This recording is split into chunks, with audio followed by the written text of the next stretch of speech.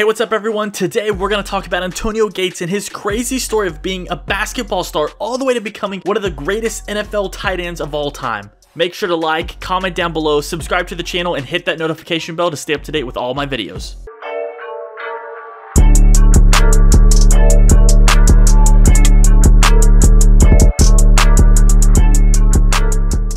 Antonio Gates was born in Detroit, Michigan, where he grew up in a shady neighborhood that was known for having drugs literally everywhere.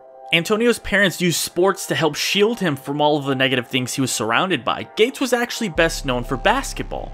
His dad would have him play with dudes literally twice his size to teach his son toughness and to never back down from anyone. As a junior, he helped lead Central High School to the Final Four in their high school basketball championship. Gates struggled with grades, however, so even though he stood at 6'4" and was crazy athletic, recruiting wasn't actually that great for him. But he did end up playing for Eastern Michigan University. And yes, this was for basketball, not football. He played for Eastern Michigan for a bit, but would transfer to a junior college to focus on his academics before finally transferring to Kent State University. As a junior, he averaged 16 points, 8.1 rebounds, and 2.7 assists per game.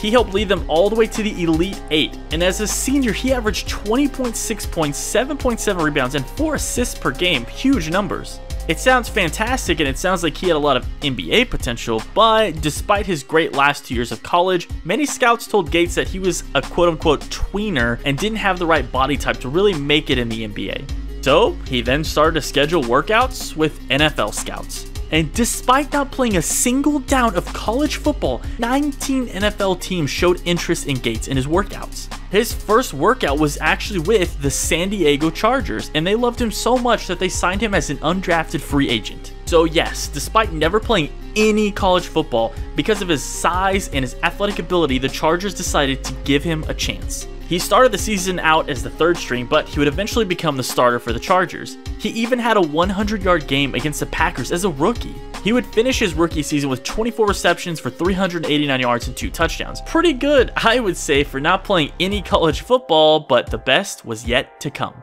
That way, going that way. Gates again! 101.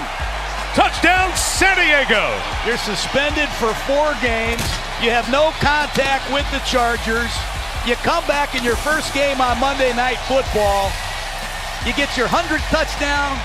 In his second season in the NFL, Gates would turn into a superstar tight end as he would make 81 receptions for 964 yards with an insane 13 touchdowns.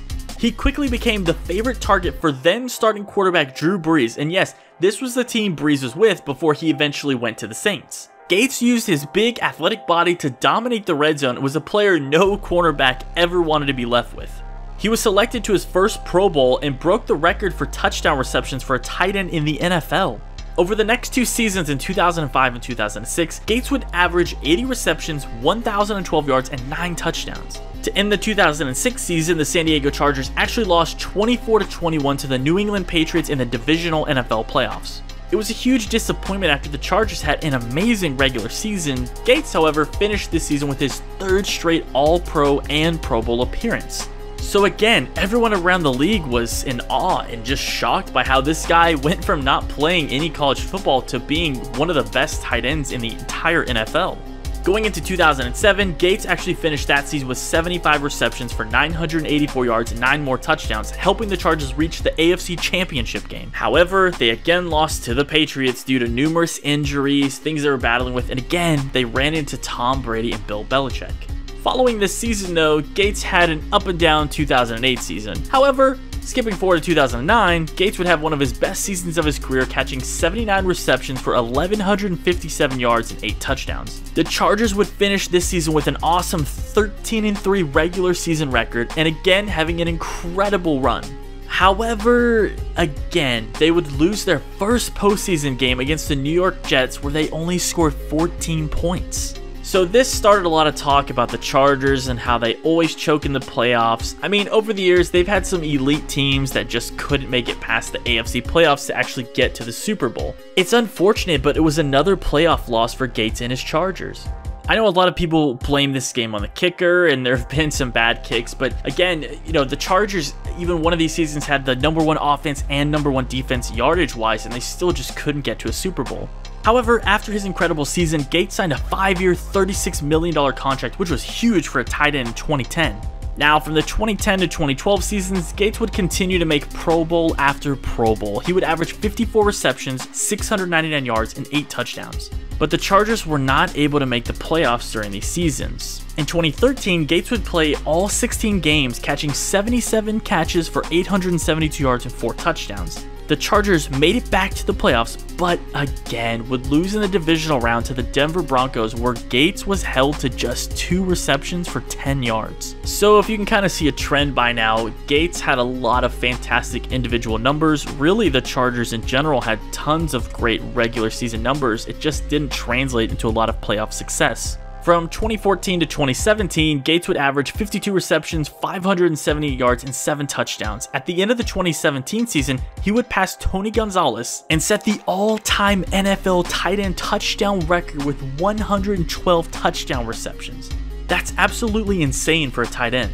Now, there was a lot of back and forth talk about whether or not Gates would actually come back for another season, but he did eventually sign with the Los Angeles Chargers because, yes, they were no longer in San Diego, and he would go on to catch 28 passes for 333 yards and 2 touchdowns.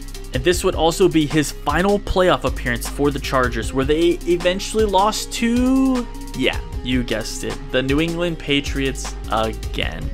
In his final NFL game, Gates caught 5 passes for 41 yards and 1 touchdown. After the loss, Gates did actually announce his retirement. Gates would finish his stellar career, however, with 955 receptions, 11,841 yards, and get this, 116 touchdown receptions. This includes 90 touchdowns thrown by Phillip Rivers for the most all-time in NFL history for quarterback to tight end combos.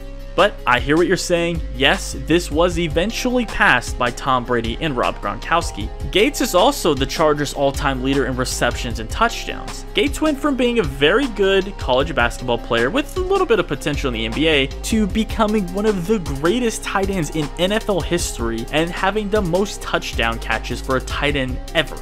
I think Gates probably made the right choice. Again, guys, this was after never playing a down of football in college and being an undrafted free agent pickup. The motivation it must have taken for Antonio Gates to be abandoned by one sport and have to play a different one must have been out of this world. His insane work ethic and talent led him to being an all-time great NFL player and someone any tight end player looks up to this day. Gates was such an exciting player to watch and was really a complete mismatch in the end zone. No one ever wanted to cover him, and when they did, it usually resulted in a touchdown for Gates. Getting 6, Rivers, end zone, number 100, Antonio Gates. Thanks so much for watching, everyone. It means so much to me. Thank you again for 1,000 subscribers on the channel. Make sure to comment and let me know what you thought about Antonio Gates. Was he the best tight end of all time? Where does he rank on your list? He was so fun and exciting to watch and definitely a red zone legend. Make sure to like the video and subscribe to the channel if you haven't already. I mean, if you made it this far, you might as well subscribe and hit that notification bell to stay up to date on my videos. As always, everyone, I'll see you in the next one.